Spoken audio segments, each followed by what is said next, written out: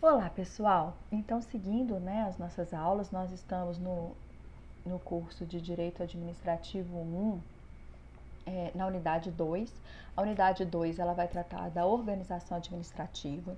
Nós vimos que a administração pública se divide em administração pública direta e indireta, que a administração direta é composta dos entes políticos e os órgãos a esses entes subordinados, que os órgãos públicos eles não têm personalidade jurídica própria, que eles são subordinados as entidades políticas, que são a União, cada um dos 26 estados, o Distrito Federal e os municípios, e que eles, então, não têm personalidade jurídica própria, não têm autonomia e vão realizar atividades de prestação de serviço público. Eles prestam a atividade real de administração pública. E, de acordo com o Decreto-Lei 200 de 1967, a gente tem uma divisão, essa divisão da administração pública em administração direta e indireta. A gente tem a previsão da administração pública indireta, que é composta de entidades que vão ter três características principais: a personalidade jurídica própria, a independência administrativa e a independência financeira.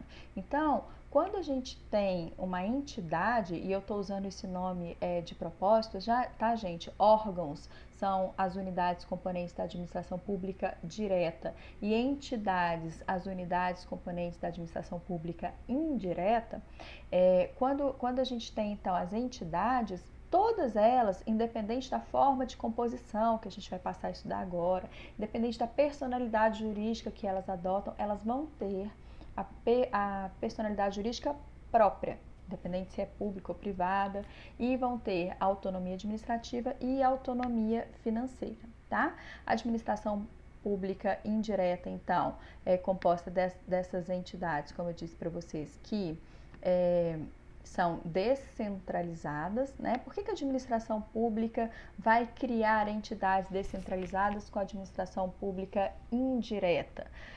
Para realizar algumas funções que não podem ser prestadas pessoalmente pela administração pública, ou então para desenvolver atividades que até são típicas de administração pública, a administração pública poderia realizar, mas por uma questão de especialidade, por uma questão de necessidade, para destacar melhor a função, a administração vai transferir a prestação dessa atividade para uma entidade autônoma, com autonomia financeira e autonomia administrativa, tá?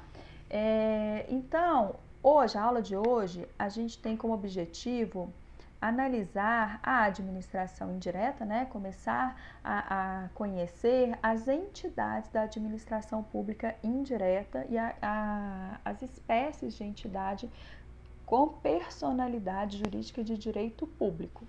Então, a administração pública indireta, a gente já viu o conceito, é o conjunto de pessoas que, vinculadas à administração direta, têm a competência para o exercício de forma descentralizada de atividades administrativas.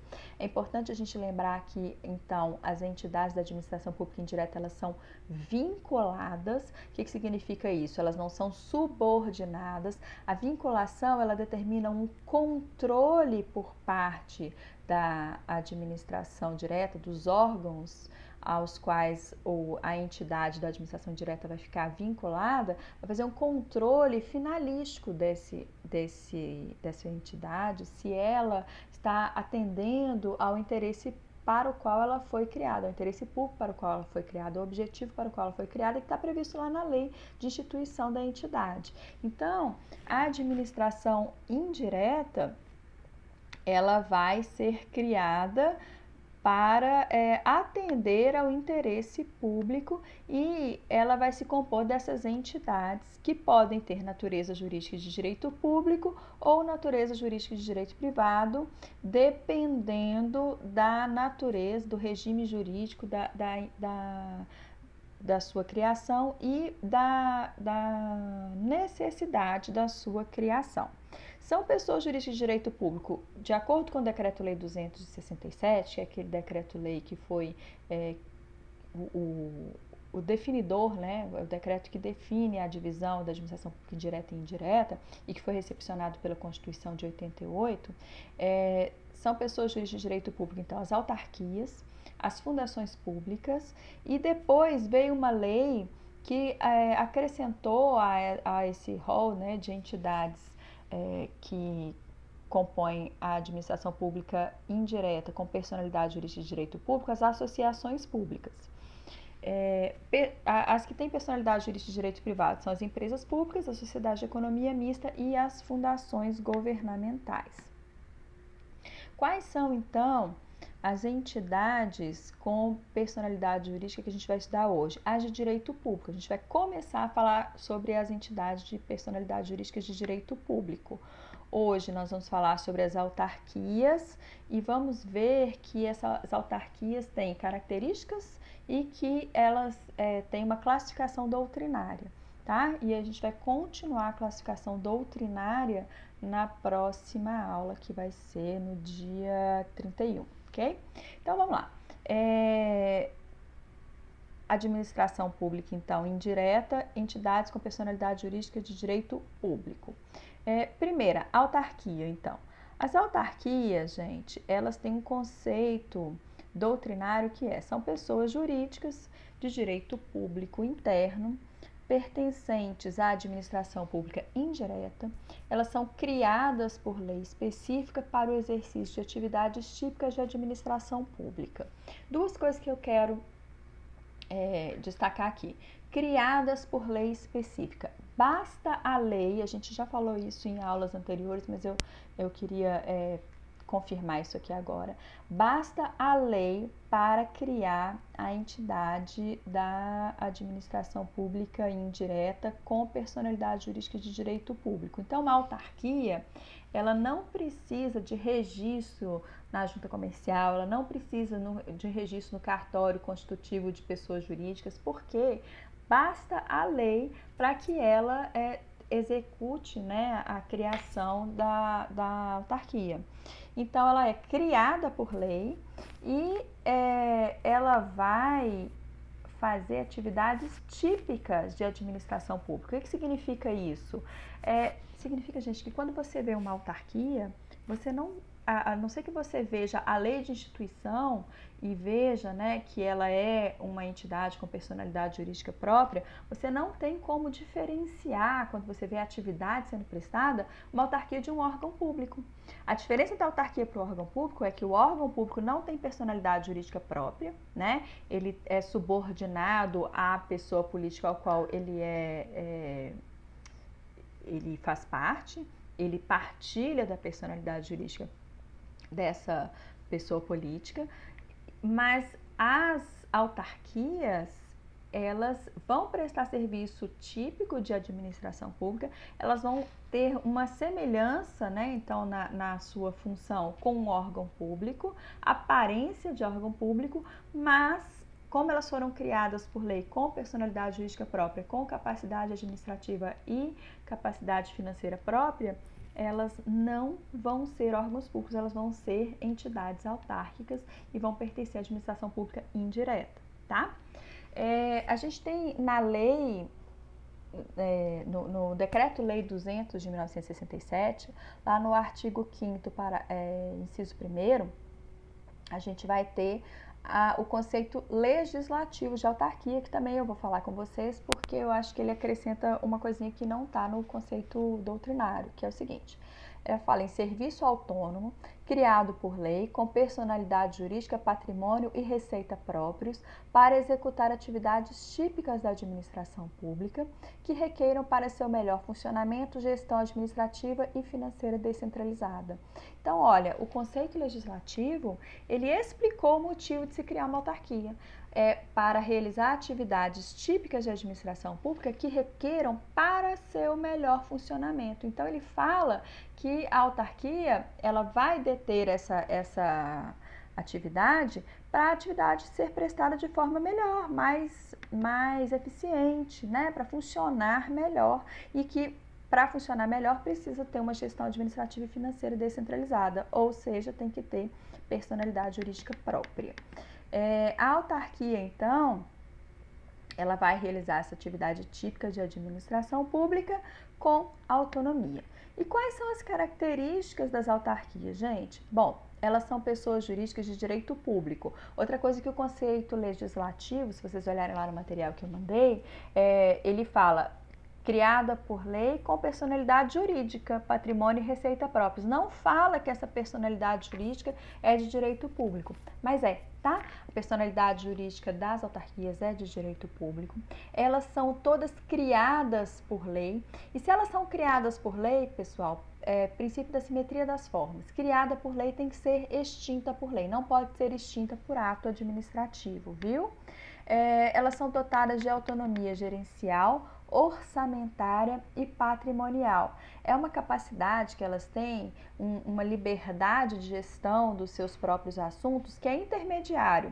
Eles não são subordinados hierarquicamente, como os órgãos da administração direta são, mas eles têm uma independência que é uma independência administrativa e financeira, mas que não é igual aos órgãos independentes, que são as entidades federativas, tá? Eles têm uma independência só de gestão e limitado ao que a lei de instituição dessas autarquias prevê. Então, eles são sujeitos a um controle finalístico, que é uma supervisão de tutela. Lembra do princípio da tutela?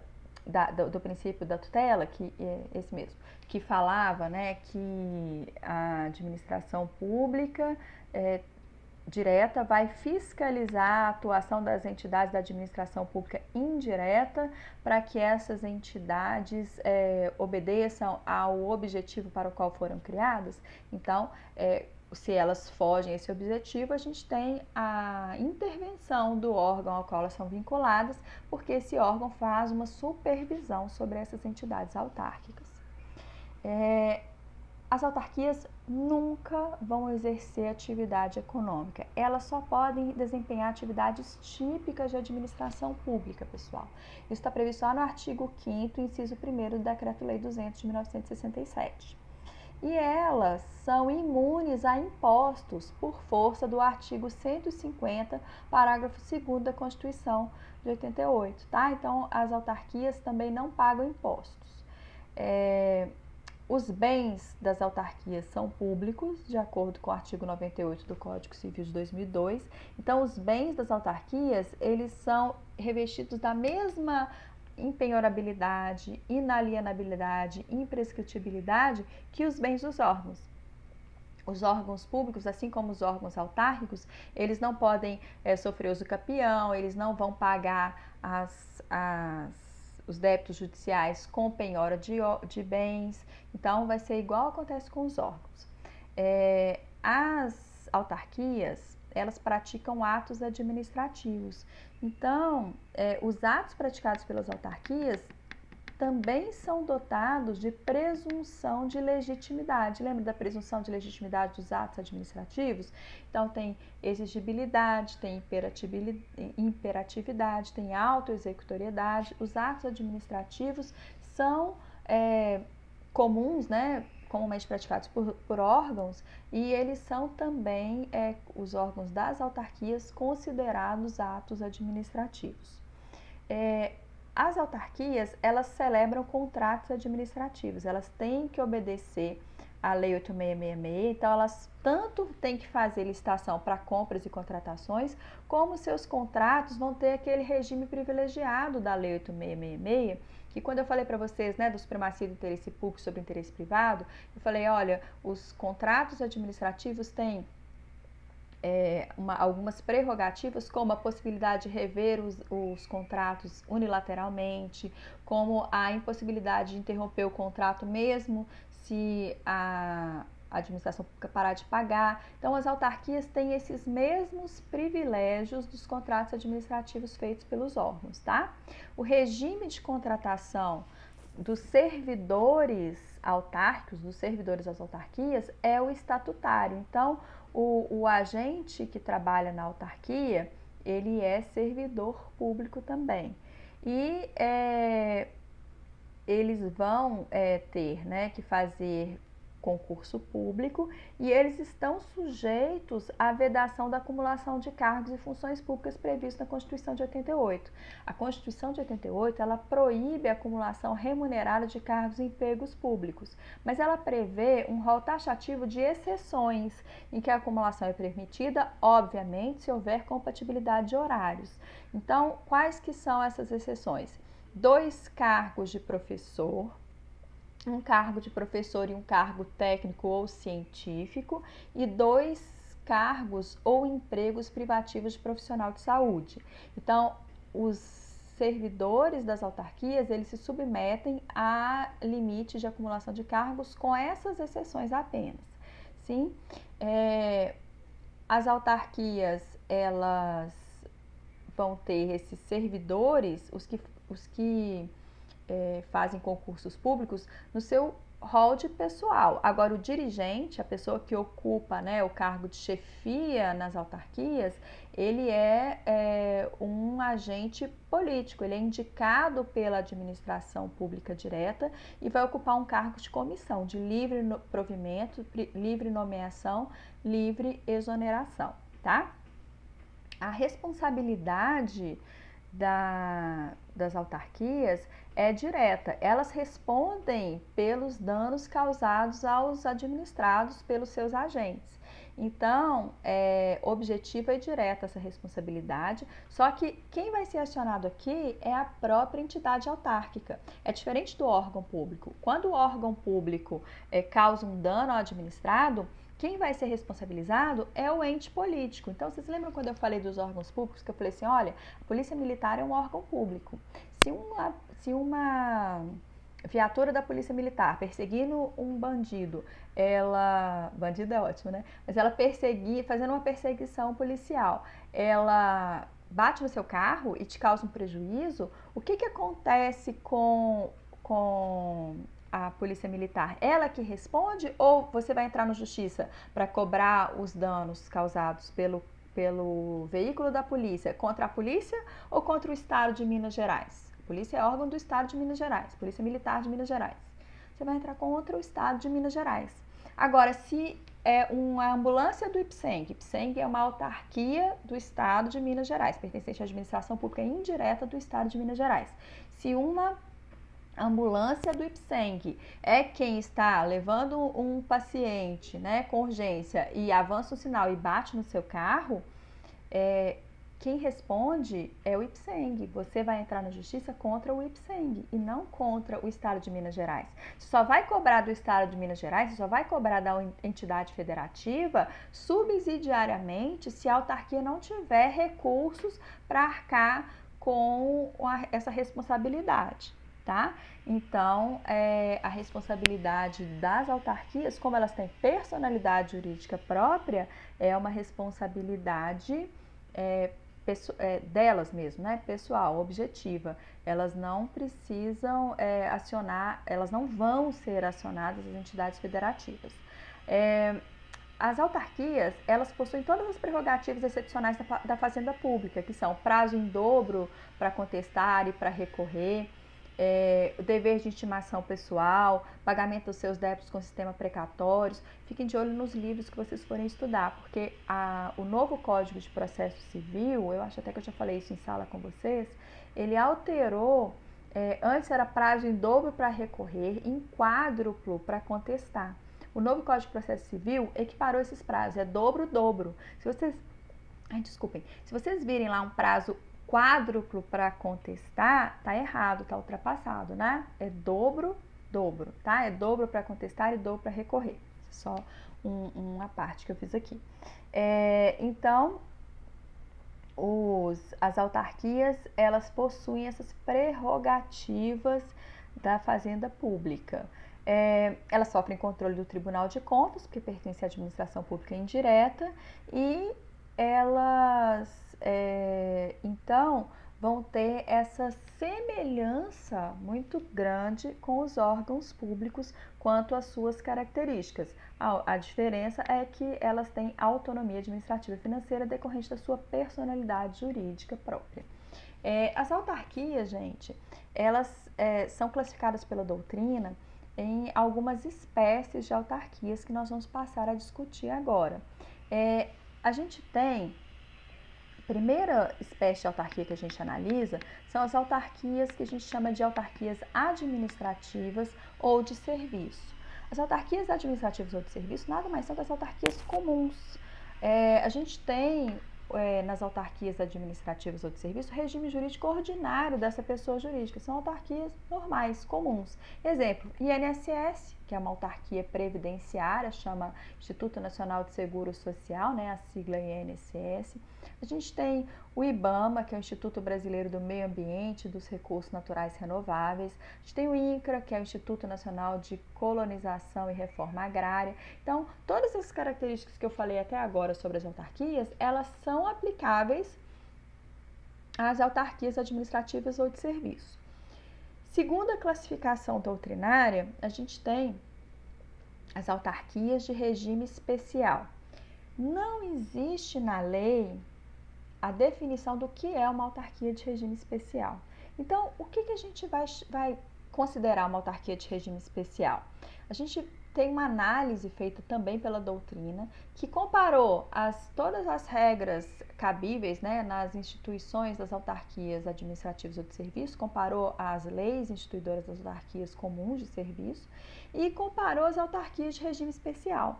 E percebeu que as autarquias de regime especial, elas têm peculiaridades normativas que fazem com que elas sejam diferentes das autarquias de serviço, que elas sejam diferentes das autarquias comuns, porque elas vão ter uma autonomia maior, tá? Então, a autarquia de regime especial, ela tem mais autonomia administrativa, mais autonomia financeira, um valor superior para dispensa de licitações em alguns casos. Então, cada uma das autarquias de regime especial vai ter uma constituição com autonomias específicas para elas. E isso, então, é o que a gente tem como diferença. Autarquias administrativas de serviço são comuns e as autarquias de regime especial são iguais às autarquias comuns quanto às características, mas têm maior autonomia administrativa, maior autonomia financeira. A gente tem duas espécies de autarquias de regime especial. A primeira espécie é a autarquia de regime especial estrito sensu, que é, né, a autarquia de regime especial propriamente dita, estrito sensu significa propriamente dito, né, que são as autarquias de regime especial que vão ter uma maior liberdade e que são, por exemplo, a SUDAM, que é a Superintendência de Desenvolvimento da Amazônia, a SUDENE, Superintendente de Desenvolvimento do Nordeste.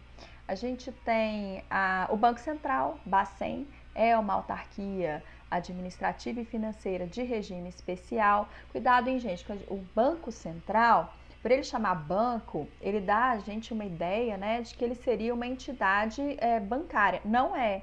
O Banco Central, ele é uma autarquia administrativa que vai controlar, vai regular a atividade das demais instituições financeiras, tanto públicas como o Banco do Brasil e a Caixa Econômica, por exemplo, quanto as privadas, como Santander, como Itaú. Então, o Banco Central, ele é responsável por controle das atividades bancárias. Ele é uma autarquia, apesar de chamar banco. Isso só serve para confundir a gente, tá?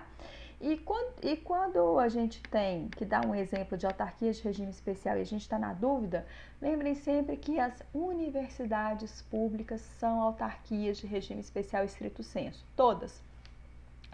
O FMG é um exemplo de autarquia de regime especial estrito sensu, a USP, o FRJ, todas as universidades públicas, elas são autarquias de regime especial estrito sensu, tá?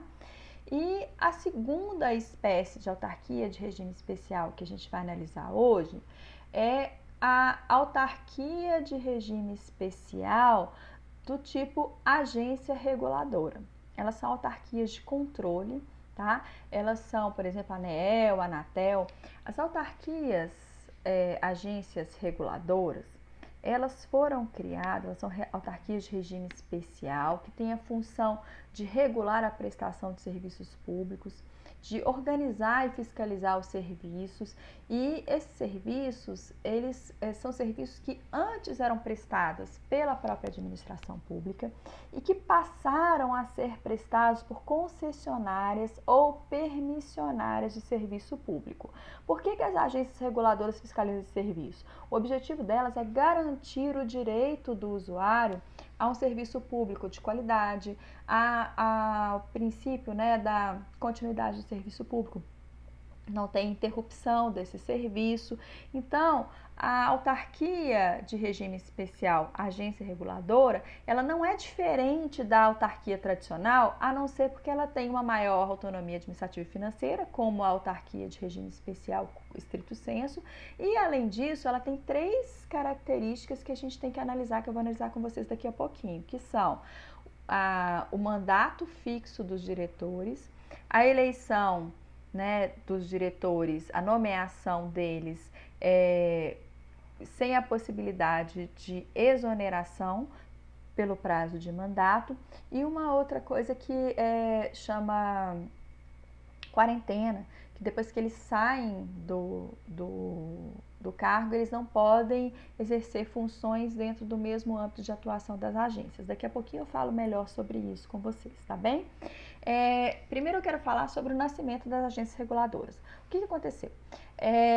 A agência, né, a agência reguladora é uma espécie nova de autarquia, são as autarquias de regime especial que foram criadas na época do governo do Fernando Henrique Cardoso, quando ele fez um processo de privatização de serviços públicos e fez várias reformas no Estado, e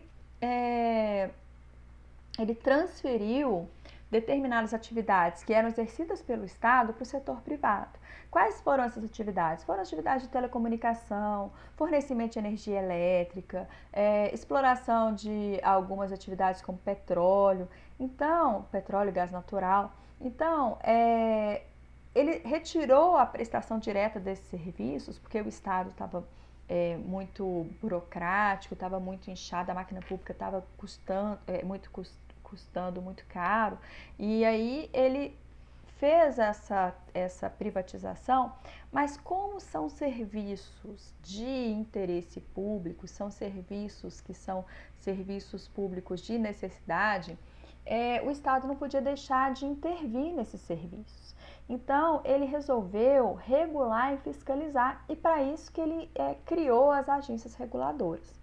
Então, para fazer essa criação das agências reguladoras, para instituir, né, essas autarquias como reguladoras do serviço e poder privatizar esses serviços que antes eram prestados pelos estados, pelo Estado de forma geral, né, ele teve que fazer algumas emendas constitucionais, enviou para o Congresso votar, né, e aprovar essas emendas constitucionais. Então, a primeira emenda constitucional foi em 95, emenda constitucional número 5, que decretou o fim da exclusividade de prestação direta pelos Estados-membros de serviços locais como gás canalizado. Depois tem a emenda constitucional número 6 de 95, que extinguiu o tratamento favorecido para empresas brasileiras de capital nacional, especialmente quanto à questão de lavra de recursos minerais e aproveitamento dos potenciais de energia hidráulica. Emenda Constitucional número 8 de 95 determinou o fim da exclusividade do Estado para prestar serviços de comunicação, e aí depois disso seguiu-se, né, a criação da Anatel, por exemplo. E a Emenda Constitucional número 9 de 95 determinou a quebra do monopólio estatal das atividades de pesquisa, de lavra, de refino, de importação e exportação e transporte de petróleo, de gás natural e de hidrocarbonetos. Então,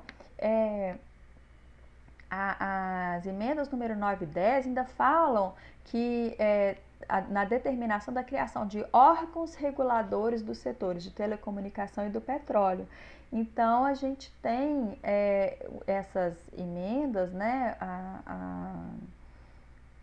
essas emendas 8 e 9, consideradas como marco histórico que introduziu as agências reguladoras brasileiras no ordenamento jurídico.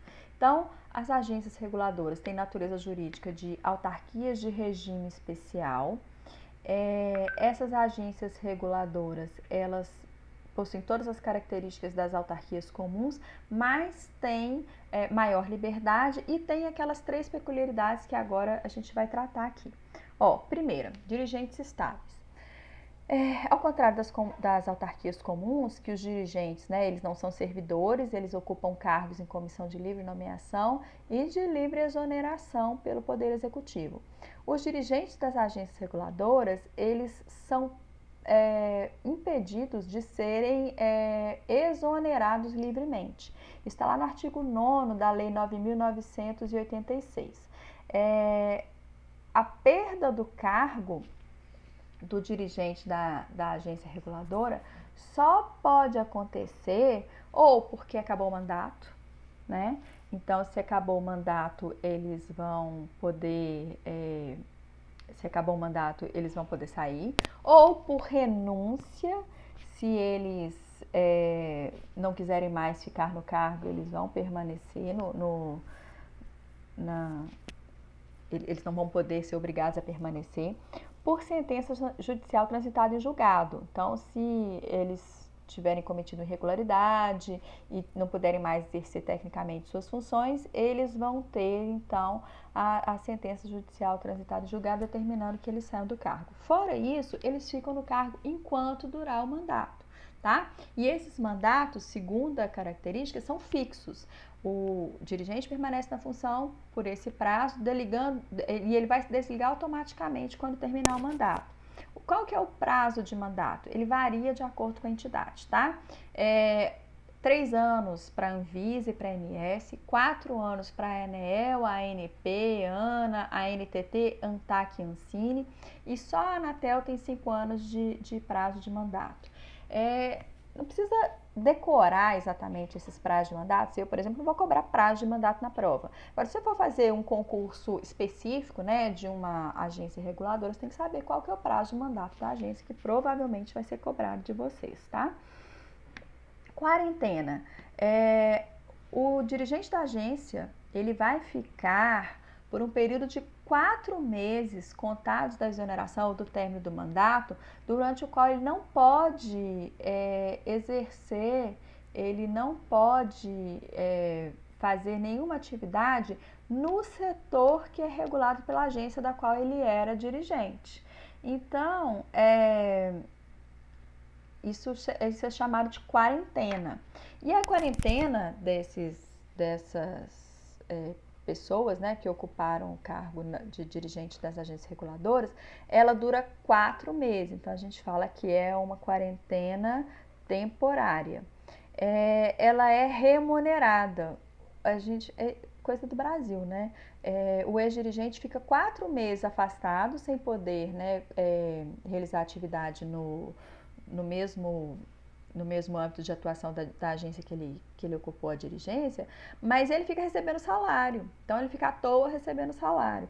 Gente, essa quarentena, ela é setorial. Então, não significa que ele não pode trabalhar. Ele pode, ele só não pode trabalhar no mesmo setor onde ele exerceu onde ele exerceu o mandato de dirigente da agência. Então, assim, eu acho que é meio excessivo ter o salário durante esses 4 meses. Porque cai muito em prova o dirigente da Anatel, fim do mandato de 5 anos, ele pode exercer função na Claro? Não pode exercer função na Claro, porque é uma empresa de telecomunicações. Agora, ele pode exercer uma função de diretor lá na empresa de transportes de ônibus intermunicipais? Pode, claro que pode. Ele pode exercer uma função na Petrobras? Pode, claro que pode. Então, não é que ele está impedido de trabalhar, ele está impedido de trabalhar no mesmo setor. E qual que é a finalidade dele não poder trabalhar no mesmo setor da entidade que ele acabou de ser dirigente? É porque enquanto ele era dirigente, ele teve acesso à informação privilegiada. Então, a gente tem uma finalidade que é evitar o que chama de captura, que é a contratação do ex-dirigente por uma empresa para defender seus interesses e que vão contrariar o interesse público. Agora, gente, eu acho que 4 meses é muito pouco também, né? Para evitar que ele leve informações privilegiadas para uma entidade privada, então, para uma empresa privada. Então, enfim, né? Mas é assim que funciona a vedação, né? A captura da quarentena das agências reguladoras. As agências reguladoras, elas podem ser, a gente tem uma classificação, elas podem ser tanto federais, quanto estaduais, quanto distritais, o Distrito Federal pode criar agências reguladoras, quanto municipais. A gente tem mais as federais mesmo, né, que são de relevância, porque são conhecidas. Quanto à atividade preponderante, gente, apesar das agências reguladoras terem surgido quando a gente teve, né, o processo de privatização dos serviços públicos, a gente tem atividades sendo prestadas pelas agências reguladoras que não são só de regulação de atividades que antes eram prestadas pelo serviço público e passaram a ser terceirizadas, não.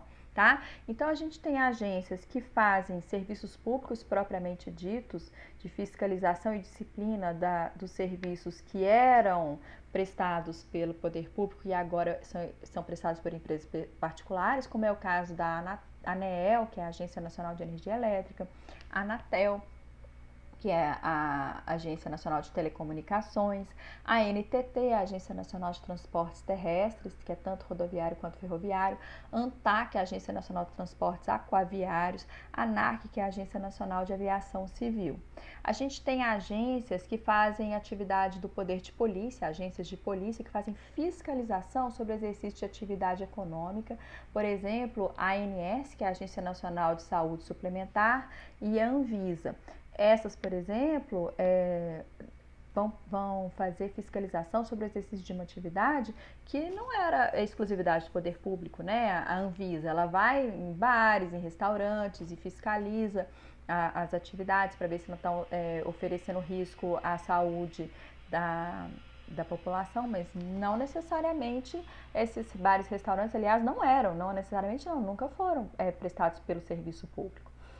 A gente tem as agências reguladoras que fazem atividade de fomento, então elas promovem o desenvolvimento de setores. Fomento é promover, tá? É desenvolver, ajudar de alguma forma. Então a gente tem a Ancine, a Agência Nacional de Cinema. A Ancine, gente, quem já foi no cinema ver filme nacional, viu lá que começa o filme, tem uma página de patrocínio, né? E tem lá falando, aí fica uma tela branca normalmente, e tem lá o símbolo do Ancine, porque o Ancine fomenta essas atividades. Foi assistir Minha Mãe é uma Peça, né? E até atividades de cultura, né, que não são exatamente passadas no cinema, como a gente tinha um desenho chamado Peixonauta, quando a Rafa era pequena, não sei se ainda passa, que era no canal Discovery Kids, e o Peixonauta começava também a aparecer a tela toda branca escrito Ancine, porque o Ancine patrocinava, fomentava e dava algum tipo de incentivo pro desenho Peixonauta, tá? A gente tem as agências de controle sobre o uso do bem público. Foram criadas para fazer uma gestão do uso de bens públicos, como as águas, né? A ANA, que é a Agência Nacional das Águas, que ela foi criada já em 2000, então é uma agência reguladora que não veio para regulamentar e fiscalizar atividades que antes eram prestadas pelo serviço público. Previsão constitucional. Tem uma classificação quanto à previsão constitucional. Quais são as que têm referência constitucional? Só a ANEEL e a ANP, lá na emenda constitucional 8 e 9, que a gente viu.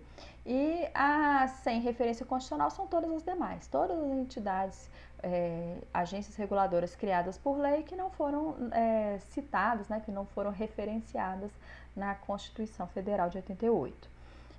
Quanto ao momento de criação, é uma classificação que determina e tem relação até com a atividade que vai ser desenvolvida, né? Quanto ao momento de criação, a gente tem as agências de primeira geração foram criadas entre 1996 e 1999 e foram instituídas logo após o processo de privatizações. Então, essas agências de primeira geração, elas assumiram mesmo a função de gerir e fiscalizar os setores que passaram a ser privatizados. Então, exemplo de agências de primeira geração é a Anatel, a ANEEL, a ANP, que é a Agência Nacional do Petróleo, né, que foram as primeiras atividades que foram desenvolvidas pelas agências reguladoras. Depois de 2000 e 2004, a gente teve a criação das agências de segunda geração. Segunda geração de agências, ela não tem vinculação direta com essas privatizações. Elas são caracterizadas por diversificação nos setores de atuação, como poder de polícia, como atividade de fomento, como a ANS, a ANA, a ANTAC, a Ancine, a Anvisa, né, que fazem essas outras atividades que não a de regulação e fiscalização de atividades antes prestadas pelo Estado e agora privatizadas. E a gente tem agências de terceira geração, foram as criadas de 2005 a 2007, e foi, na verdade, as criadas não, que foi a ANAC, que é a Agência Nacional da Aviação Civil, que é uma terceira espécie de entidades que foram criadas com a atividade plurimas, tipo, elas fazem regulação e simultaneamente fazem poder de polícia, fazem fomento, realizam atividades típicas de poder concedente. Então, elas não fazem só a regulação, elas regulam também, elas fazem fiscalização, como no caso das agências reguladoras de fiscalização de poder de polícia. Só que, atualmente, pessoal,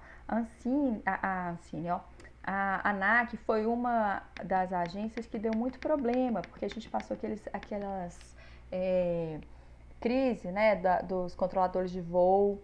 A gente teve 2 acidentes aéreos muito graves, aquele do avião que caiu porque se chocou lá no norte, né, com Legacy, e a gente teve aquele de São Paulo que não conseguiu frear e entrou dentro de um prédio de carga da empresa aérea. Então, deu muita coisa contra, né, teve muita reclamação contra a atividade da ANAC. E, atualmente, o Brasil ele passa por um processo de declínio da criação das agências reguladoras, porque essas entidades, elas tiveram crises, né, como no caso da crise da ANAC, e elas também, quando elas apresentam essas crises, ou mesmo quando, né, o poder público não está satisfeito com a atuação do dirigente, vocês lembram que o dirigente não pode ser exonerado, que ele é um dirigente estável, ele tem mandato fixo? Então, isso é muito ruim para o poder público, né? Ele considera isso uma coisa ruim, porque ele não pode substituir o dirigente que não estiver atendendo de forma ao interesse público. E aí, o que era, por um lado, né, para garantir a estabilidade da agência reguladora, para que não seja, para dar uma maior liberdade para essa agência reguladora, que é uma autarquia de regime especial, acaba sendo prejudicial para o poder público quando tem uma crise e ele não consegue substituir o dirigente. Então, atualmente, o que está acontecendo é que não são mais criadas agências reguladoras, mas sim superintendências. A superintendência, ela tem algumas características típicas de agência reguladora, né, mas ela permite ao presidente da República exonerar sem motivação os membros da diretoria. E aí, por exemplo, uma superintendência que foi criada e que faz atividade, né, parecida com a de agência reguladora, mas não é agência reguladora, é a Previc, que é uma Superintendência Nacional de Previdência Complementar, que ela regula a atividade das entidades de previdência complementar. Ela não é agência reguladora, ela é autarquia especial estrito sensu, tá? Autarquia de regime especial estrito sensu. E as agências reguladoras, elas têm, gente, poder normativo.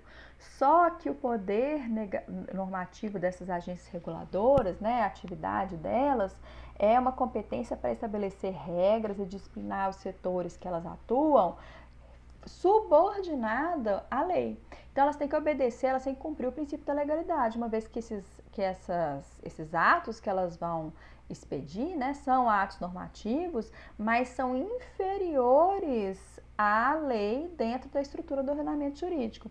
Então, quais são os limites do poder normativo da agência reguladora? Ela não pode contrariar regras fixadas na legislação, ela não pode tratar de temas que não foram objeto de lei e ela não pode editar atos administrativos gerais e abstratos. Então, o poder normativo das agências reguladoras, ele é limitado, ele é condicionado à lei.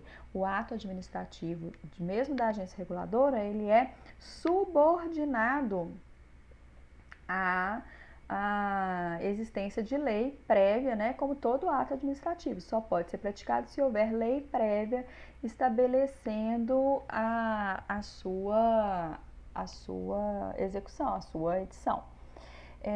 Na aula, né, na aula escrita que eu mandei para vocês, ela tinha exercícios. E esses exercícios eram 3 exercícios abertos, então eu queria comentar eles com vocês aqui. Primeiro eu pergunto qual é a natureza da atividade prestada pelas autarquias. A natureza da atividade das autarquias é a natureza de atividade típica de administração pública, tá? Atividade das autarquias é atividade típica de administração pública. A segunda pergunta, o que são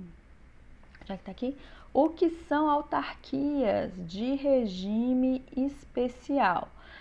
Autarquia de regime especial, a gente não tem um conceito legal do que seriam essas autarquias, mas a gente sabe que não tem muita diferença em relação à autarquia de serviço, à autarquia comum, a não ser uma maior autonomia financeira e administrativa dessas entidades, tá?